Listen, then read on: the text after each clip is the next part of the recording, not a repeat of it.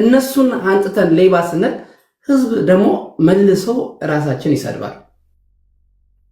ከዛ ሲቀጥል እኔ ላይ ማንኛውም ሰው በእርዳታ ስም ባንክ የለኝም፣ ባይዘ ኢትዮጵያ ንግድ ባንክ የለኝም፣ ብርሃን ባንክ ነው ያለው። ቴሲ ተስፋውን ደሳለኝ ነው የሚለው። ኢትዮጵያ ንግድ ባንክ የለኝም። በባንኬ ሰብስቤ አላቅም፣ በጊፍትም ሰብስቤ አላቅም። እኔ ጎፈንድሚ ነው የምወደው። ያው አብረን ከሁላችንም ጋር እዚህ ጋር ካሉት ጋር ስለሰራው በግሩፕም ሰርቼ እያንዳንዱ ከላይቭ ስትወጡ ርሲቱን ላኩ ብዬ ከሚያስጨንቁ ሰዎች ውስጥ አንዱ ስለሆንኩኝ ሌባ ሚል ካለ በእርዳታ አክሰፕት አደርጋለሁ። አይ ነው በጣም እርዳታ የትኛውም እርዳታ ሰሪ ኢትዮጵያ ውስጥ ሲመሰገን ስላላየሁት ሌባ ብሎ የሚመጣ ሰው ካለ አክሰፕት አደርጋለሁ። ሌባ የሚለኝ ያለ ሰው አይመስለኝም የግል ጥላቻ ከሌለ በስተቀር። አመሰግናለሁ። እሺ ወደ ጥያቄዎቹ እንሄዳለን። ተስፋዬ ዛህርጌ የመጀመሪያው ጥያቄ የተላከው በጠየኳችሁ መሰረት ከአሜሪካ የተላከ ጥያቄ ነው። ቴሌግራም ላይ ማስቀምጬላችኋለሁ። ቴዲ ሐዋሳ የቴሌግራም ቻናል ላይ ሄዳችሁ ፐብሊክ ላይ ጥያቄዎቻችሁን መጻፍ ትችላላችሁ። ትገባላችሁ፣ አንድ በአንድ ትገባላችሁ።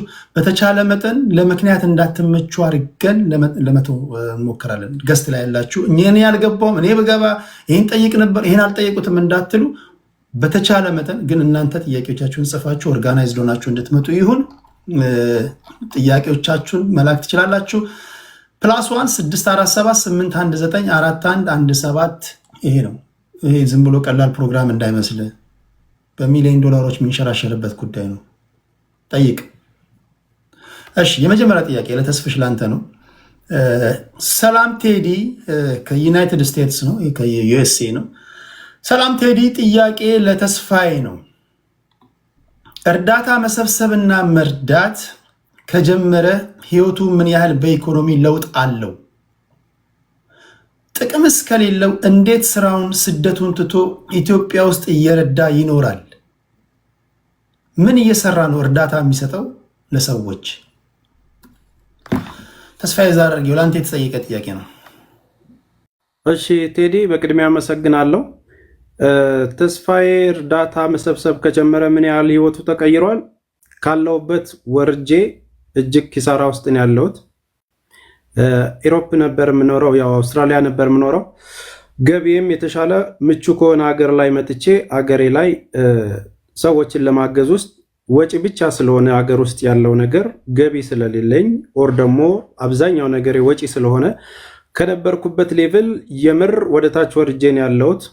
ያንን ደግሞ ሌቭሌን ደረጃዬን ሀገር ውስጥ የሚገኙ ባንኮቼን ቼክ ተደርጎ ማየት ይቻላል፣ ትራንዛክሽኖቼን ማለት ነው። ሁለተኛው ነገር ከኢሮፕ ወደዚህ ለምን ይመጣል?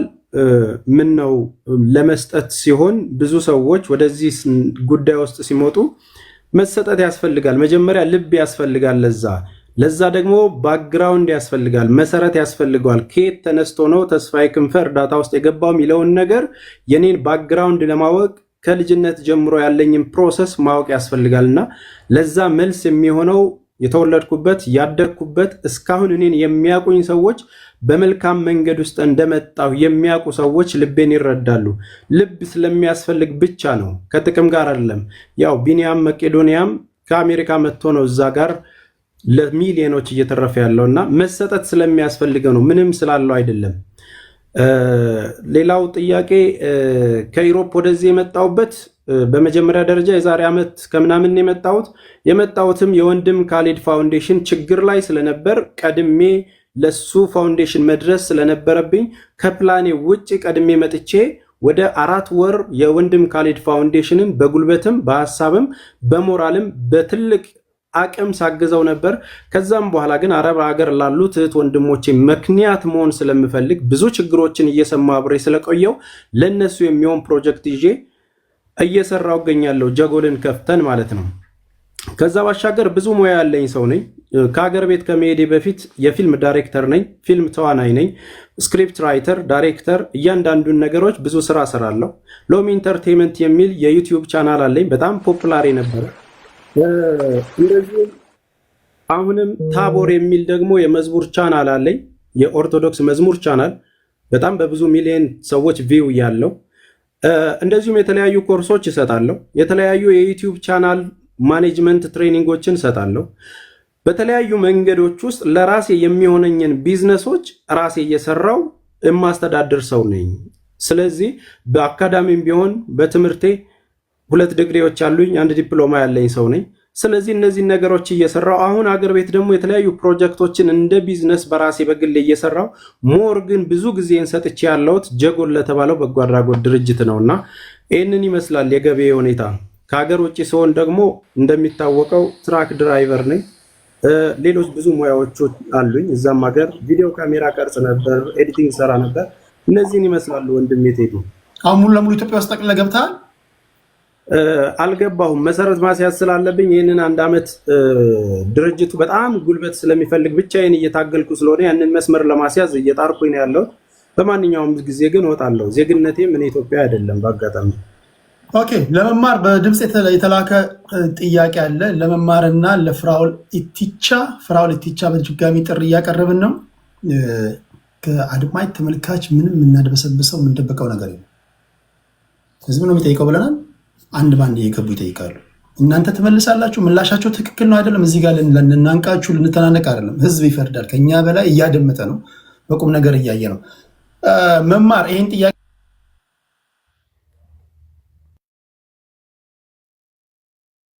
መማር ይሰማል። ተቋርጦ ነበር ለኔ። ይሄ ለአንቺና ለፍራኦል ነው። ኦኬ፣ በኦዲዮ የላኩ ያሉ ቴሌግራም ላይ ሄዳችሁ ማትገቡ ሰዎች ካላችሁ ቶሎ ቶሎ ማንበብም እንዲመቸን። የዩኒም ገና የተሙም የሌሎችም ጥያቄ ገና አልተነካም። ለመጀመሪያ ያለው ቶሎ ወደ እንትኑ መግባት ስላለብን ነው። መማር እስኪ ጥያቄ ስሜኝ ዳላስ ነው። ከዚህ በፊት ሰላም ቴዲ እንዴት ነህ? ፕሮግራም ግን አይቻለሁኝ። ሰሞኑን በዚህ በእርዳታ ዙሪያ ያለ እንትኖች አይቻለሁኝ።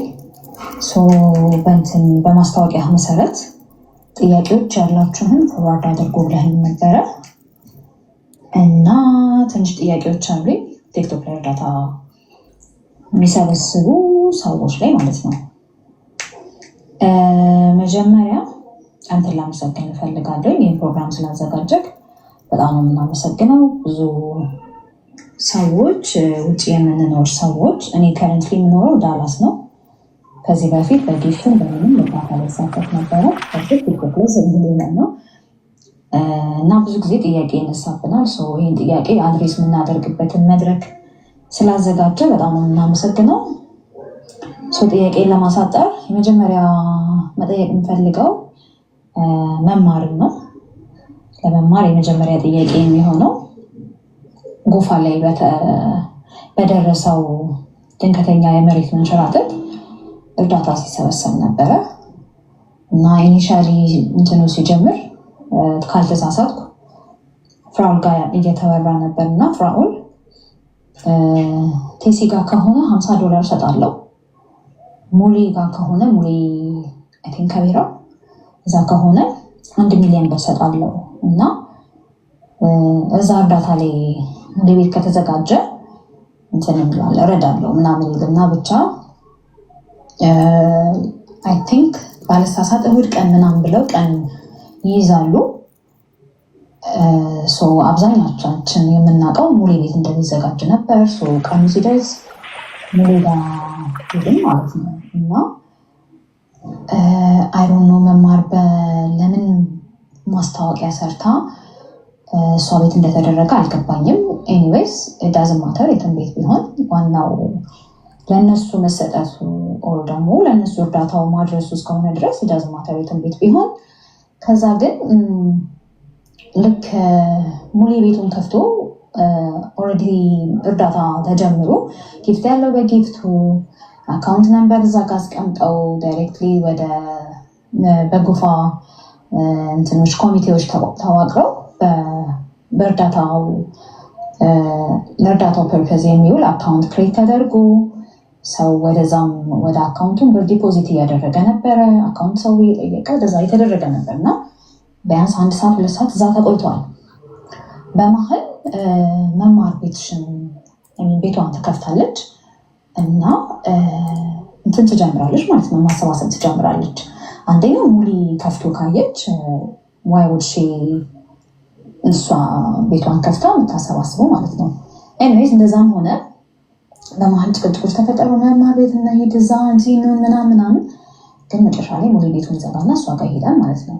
እሷ ጋር ከተሄደ በኋላ አንደኛ ላይቭን ከፍታ ማሰባሰብ ከተጀመረ በኋላ የተቋቋመውን የኮሚቴውን ባንክ እንትን ኮሚቴዎቹ ያዘጋጁትን የኦርክሬት ያደረጉትን ባንክ አካውንት ቁጥር ሁላ አታውቅም ነበር እና እርዳታ ተሰብስቦ አካውንት ነምበር እንኳን ሳይታወቅ ኑ እርዱ ማለት በጣም ነው የሚከብደው። ማለት ቲክቶክ ሁላ ቪዲዮ ሰርታ ምናምን ነው እንትን ያለችው ቤቷን የከፈተችው እና እንዴት ነው አካውንቱን የሚያክል ነገር ሳታውቅ ኑ እርዱ ብሎ መምጣት እና እሱ አይ ቲንክ ትንሽ ቢዛር ሆኖብኝ ነበር። ኤኒዌይስ እሱ ሆነ በጣም ያስገረመኝ ነገር ነበር። ሁለተኛው ምንድነው በኮይን ነበር የተሰበሰበው።